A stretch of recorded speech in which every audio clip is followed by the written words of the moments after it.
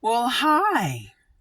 So, I'm going to tell a very adorable story. Well, it makes me laugh. She's really cute. While I was teaching in Germany, loved it. Great food. Oh my God. Beer, amazing. Holidays for everything.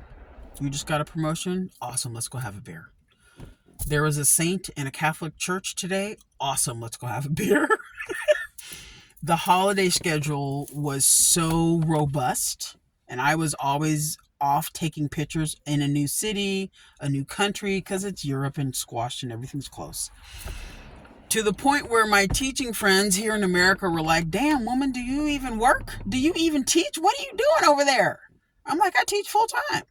Why are you on holiday every other week?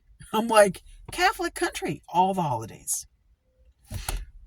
So loved it, had a blast. The school I worked at has its own pool, which I loved because I got to use it. Anyway, but the way the PE teaching worked out there is there were a handful of us in the department.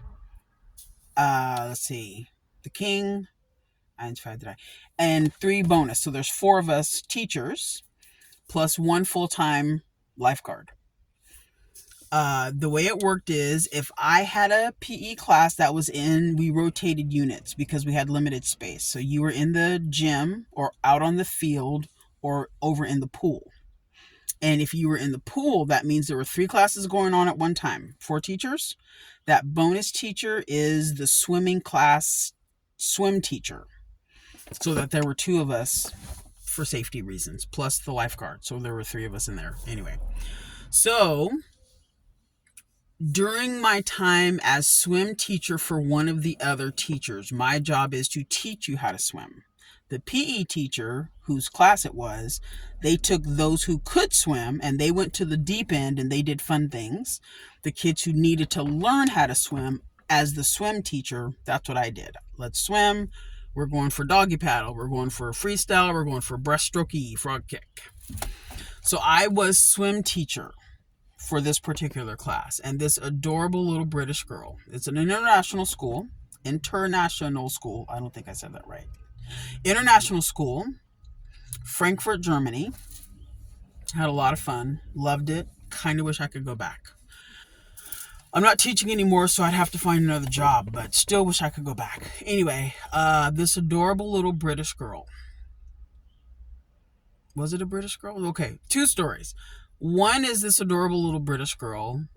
After swim time, everyone comes in, rinse, rinse, rinse, get all the chemicals off your body, dry it off, and put your clothes back on, right? So little bitty second graders, third graders, fourth graders, little bitty babies, the smaller ones need help. So they can help dry, get them dressed, put your clothes on, no more naked bums, and get back in the hallway for your teacher to come pick you up.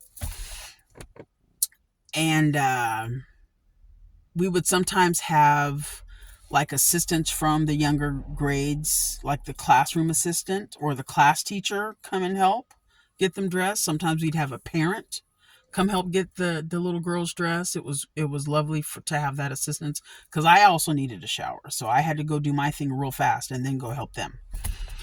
So go in helping the girls, get their shoes on and make sure they have all their things. They didn't leave anything behind, and the rest of the slow pokies are getting dressed. And this little British girl looks up at me and she's, Miss Harris. Yes.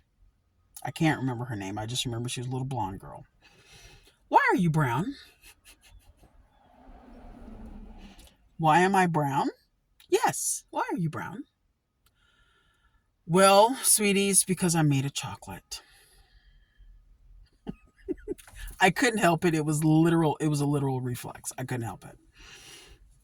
And you're not made of chocolate. How do you know? Were you there? You weren't there.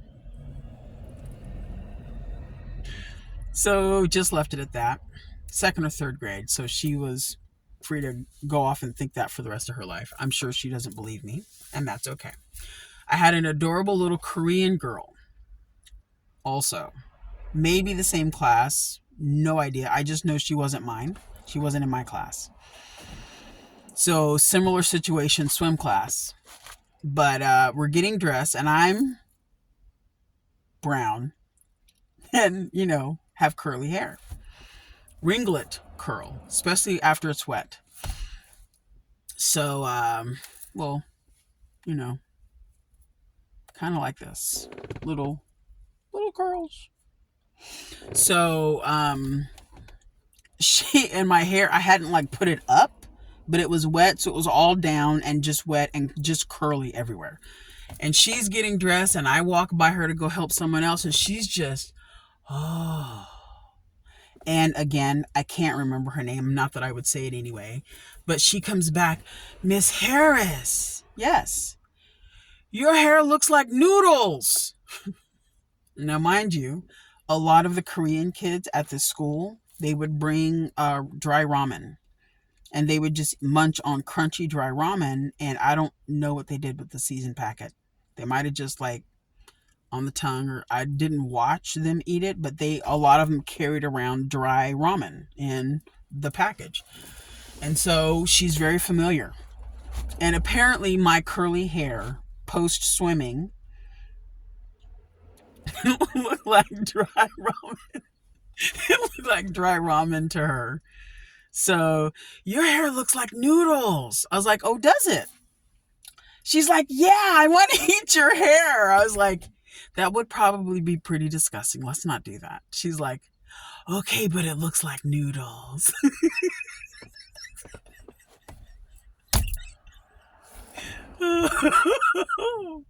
Man, that was a fun day. Oh yeah, see, like my hair is really curly, and all of that. So she was really, really tuned in to what my hair looked like that day. It was really, really kind of funny.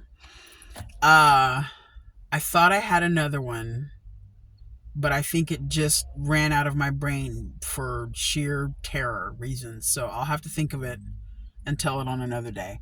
But those are two of my hilarious teaching stories. I will come up with more teaching stories and some travel stories because I've been a few places. Like the time I went to Ireland and got kicked out of a bar. But it wasn't my fault. Scout's honor. I don't do that very well. Also, dude. Anyway, yeah, I'll tell that story. So, anyway, thanks for listening. Bye.